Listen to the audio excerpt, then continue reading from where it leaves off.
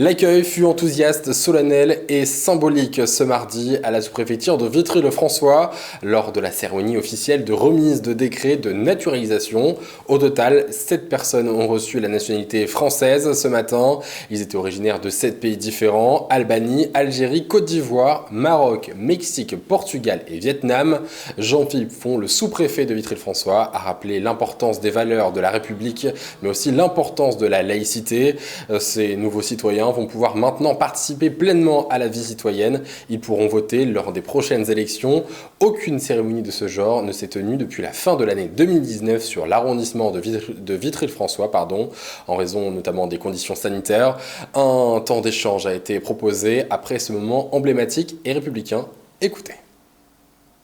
Alors j'ai tenu à axer mon propos d'accueil sur la laïcité en rappelant que c'est un principe constitutionnel certes, mais c'est une valeur qui chapeaute les 3 autres et qui permet de cimenter la liberté, l'égalité, la fraternité, puisque la laïcité c'est l'impartialité, la neutralité de l'État, et puis surtout la liberté de croire, de ne pas croire, ou de changer de religion ou de confession. C'est une immense joie, en fait c'est une reconnaissance. Je suis arrivée en France depuis 2012 et cette nationalité, je la désirais parce que j'ai un fils qui est français. C'est vrai que j'ai un autre qui est ivoirien, mais au jour d'aujourd'hui, je vis ici. J'ai fait des formations, du coup je travaille ici, toute ma vie est ici. J'ai un conjoint qui est français.